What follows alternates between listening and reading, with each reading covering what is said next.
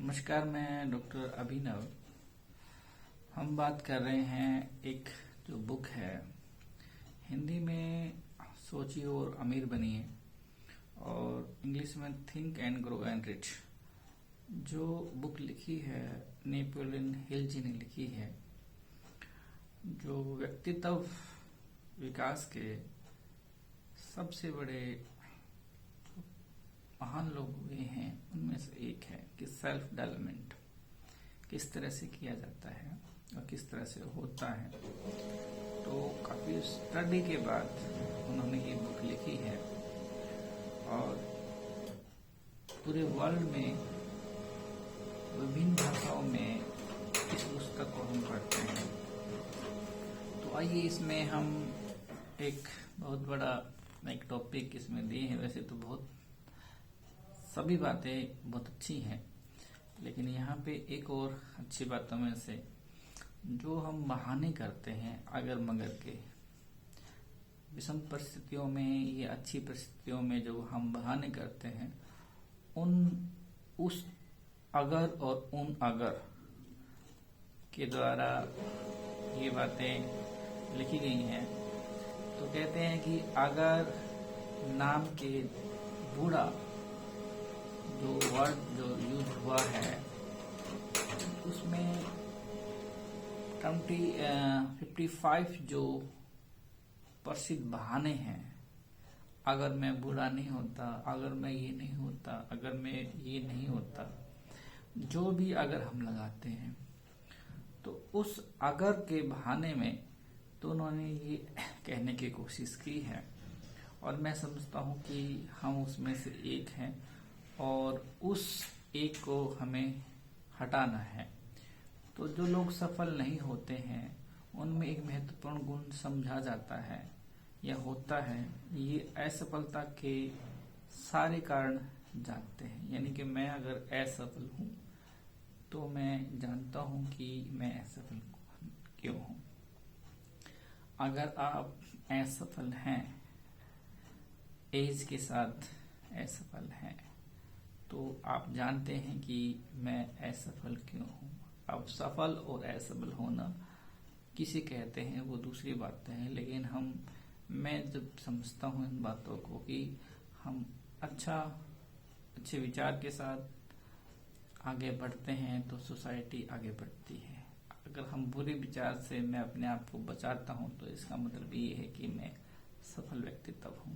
तो इसमें से कि वो जो बहाने हैं असफलता के तो वो वहां काउंट होते हैं। इसमें से कुछ बहाने चतुराई भरे होते हैं और उसमें से कुछ तथ्यों द्वारा तर्कपूर्ण भी महसूस होते हैं, परंतु बहानों का प्रयोग आप धन की तरह नहीं कर सकते। दुनिया केवल एक चीज जानना चाहती है, क्या आपने सफलता हासिल की। नो डाउट हमारे आसपास के लोग भी हमें इसी वजह से देखते हैं कि ये व्यक्ति क्या करता है और वो किस तरह से अपना जीवन यापन कर रहा है। एक चरित्र जो विश्लेषक ने अपने आम बहानों की सूची तैयार की है, आप इन सूची को पढ़ें। यानी कि मैं आपके बिहाफ पे इसको पढ़ना चाहता हूँ और स्वयं को हम जांचें और तय करें कि इसमें से कितने बहाने हम बनाते हैं। यानी कि मैं भी बहाने बनाता हूँ, नो डाउट, तो आप भी बहाने बनाते हैं। तो हमें इस बहानों को दूर करना है। याद रखें कि इस पुस्तक में सिखाई गई सभी फिलॉसफी के द्वारा आप इन बहानों का नाम और निशान मिटा सकते हैं। यानी कि जो भी एपिसोड हमने किए हैं थिंक एंड ग्रो रिच के, तो उसके तहत हम जितने भी बहाने यहाँ पे हैं उनका नाम और निशान मिटा सकते हैं। तो बहाने क्या है एक बार देख लेते हैं। अगर मेरे पास पत्नी और परिवार होता, पहला बहाना, अगर मेरे पास पत्नी और परिवार न होता, ठीक है, यानी कि मैं सिंगल होता, इसके मतलब ये है। अगर मेरे पास पर्याप्त प्रेशर ना होता, यानी कि मेरे पास जो प्रेशर है अलग अलग तरह का, ये ना होता। अगर मेरे पास पैसा होता, ये भी कहते हैं अगर मेरे पास पैसा होता तो मैं सफल होता। अगर मेरे पास अच्छी शिक्षा होती, ये भी एक बहाना है। अगर मुझे कोई नौकरी मिल गई होती, अगर मेरा स्वास्थ्य अच्छा होता, अगर मेरे पास समय होता, क्योंकि समय तो 24 घंटा सबका समान है, सभी जंतुओं के लिए समान है। ये एक बारीकी है कि सूर्य जो है, सन जो है, जो वर्ल्ड के 92 कंट्रीज हैं उनमें अलग अलग डायरेक्शन में निकलता है। यहाँ अगर दिन है तो कहीं रात भी हुई है, यहाँ रात हुई है होगी तो दिन भी कहीं निकलेगा यहाँ। तो यहाँ हमें ये समझना होगा कि अगर मेरे पास समय होता, अगर समय बेहतर होता, अगर दूसरे लोग मुझे समझ पाते, अगर मैं अपनी जिंदगी को दोबारा जी पाता, समझ पाता, अगर मेरे चारों तरफ की परिस्थितियां भिन्न होती, अगर मैं इन बात से नहीं डरता कि लोग क्या कहेंगे। सबसे बड़ी बात तो मुझे यही है कि लोग, अगर मैं कुछ करता हूं तो लोग सोचते हैं कि क्या कहेंगे। हालांकि ये कोई बड़ा इश्यू नहीं है, साबित हो चुका है कि लोग क्या कहेंगे। लोग कुछ भी नहीं कहेंगे सर, कुछ नहीं सोचते कोई किसी के बारे में। हमें आगे करना ही होता है। तो यहाँ पे क्या है कि लोग मेरे बारे में क्या कहेंगे। अगर मुझे अवसर दिया गया होता, अगर मेरे पास एक अवसर होता, अगर दूसरे लोगों ने मुझे इस हालत में नहीं पहुंचाया होता, अगर मुझे रोका नहीं गया होता, अगर मैं अधिक युवा होता, अगर मैं वह कर सकता जो मैं चाहता हूं, अगर मैं अमीर पैदा हुआ होता,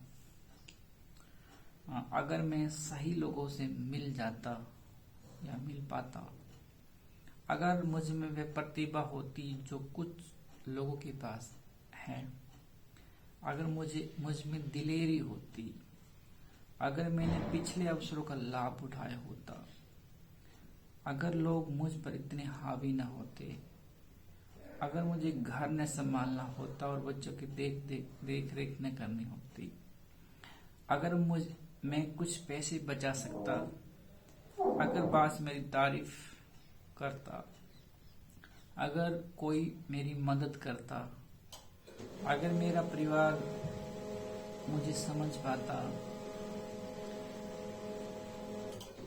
अगर मैं किसी बड़े शहर में रह रहा होता, अगर मैं सिर्फ सू कर पाता, अगर मैं सिर्फ मुक्त होता, सभी बंधनों से मुक्त होता, अगर मेरे पास कुछ लोगों जैसा व्यक्तित्व होता, पर्सनैलिटी होती, अगर मैं इतना मोटा नहीं होता, ये भी एक बहाना है, अगर मेरी प्रतिभाएं लोगों को पता नहीं चल जाती, अगर मुझे बस एक ब्रेक मिल जाता किसी काम के लिए, अगर मैं कर्ज से बाहर निकल पाता, अगर मैं असफल न हुआ होता, अगर मैं जानता होता कि कैसे करना चाहिए, अगर हर आदमी ने मेरा विरोध न किया होता, अगर मेरे पास इतनी सारी चिंताएं न होती, अगर मेरी शादी किसी सही व्यक्ति से हुई होती, अगर लोग इतने गूंगे न होते, अगर मेरा परिवार इतना फिजूल खर्ची न होता, अगर मुझे खुद पर भरोसा न होता, अगर किस्मत मेरे खिलाफ न होती, अगर मैं गलत सितारे के तले पैदा न हुआ होता, अगर सच नहीं होता कि जो होना है वह होगा, अगर मुझे इतनी बड़ी मेहनत न करनी पड़ती, अगर मैंने अपना पैसा नहीं गंवाया होता, अगर मेरे पास मेरा अतीत न होता, अगर मेरे पास खुद का बिजनेस होता, अगर तो दूसरे लोग सिर्फ मेरी बात सुन लेते। तो ये 55 बहाने हैं जो नेपोलियन हिल साहब ने इस बुक के माध्यम से हमें बताए हैं। तो 55 जो बहाने हैं हमें आगे बढ़ने से रोकते हैं, उनका ये कहना है। हर परिस्थिति में हमें आगे बढ़ना है। अगर, और यह सबसे बड़ा बहाना है, सबसे बड़ा बहाना तो अगर ही है। अगर मेरे पास यह साहस होता कि मैं अपने आप को अपने सच्चे रूप में देख पाता, अगर मैंने यह पता लगा होता कि मुझ में क्या गड़बड़ है और मैंने उसे सुधारा होता, तब मेरे पास अपनी गलतियों से लाभ उठाने का अवसर होता और दूसरों के अनुभव से कुछ सीखने का भी अवसर होता, क्योंकि मैं जानता हूं कि मुझ में कुछ न कुछ गड़बड़ है, वरना मैं वहां नहीं होता जहां मैं हूं। अगर मैंने अपनी कमजोरियों का विश्लेषण करने में अधिक समय दिया होता और उन्हें छुपाने के लिए बहाने बनाने में कम समय लगाया होता, अपनी असफलता का स्पष्टीकरण देने के लिए बहाने बनाना राष्ट्रीय शोक बन चुका है। यह आदत इतनी पुरानी है कि जितनी की मानव जाति और आदत सफलता के लिए घातक है। लोग अपने पेटेंट बहानों को इतना जकड़े क्यों रहते हैं? जवाब स्पष्ट है। वे अपने बहानों की रक्षा इसलिए करते हैं क्योंकि उन्होंने ही उनकी रचना की है। हमारे बहानों की रचना हमारे दिमाग ने की है और हमारा दिमाग हमारे शरीर को चलाता है और उसकी रचना हम ही करते हैं। सोचिए और अमीर बनिए का कंसेप्ट ये नहीं कि आपको अचानक ही अमीर बना देगा, ऐसा नहीं है। सोचिए और अमीर बनने का कंसेप्ट ये है कि अपनी आदतों को सुधारना है। हमने बहुत बातें सुनी है अच्छी अच्छी, उनमें से एक अच्छी बात ये भी सुनी होगी कि अपनी आदतें सुधार लीजिए। आपने दैनिक चर्या जो है उसको हार्ड बनाइए, ना कि सॉफ्ट। जितनी दैनिक चर्या हार्ड होगी उतनी ही सफलता होगी, और जितनी ही दैनिक दिनचर्या सॉफ्ट होगी उतनी ही सहनशीलता के साथ आप आगे नहीं बढ़ सकते हैं। और आगे नहीं बढ़ेंगे तो परिवार भी नहीं बढ़ेगा, परिवार नहीं बढ़ेगा तो समाज भी आगे नहीं बढ़ पाएगा, समाज नहीं बढ़ेगा तो देश भी आगे नहीं बढ़ पाएगा, क्योंकि हमारी आदतों में ही है, हमारी सोच में ही है।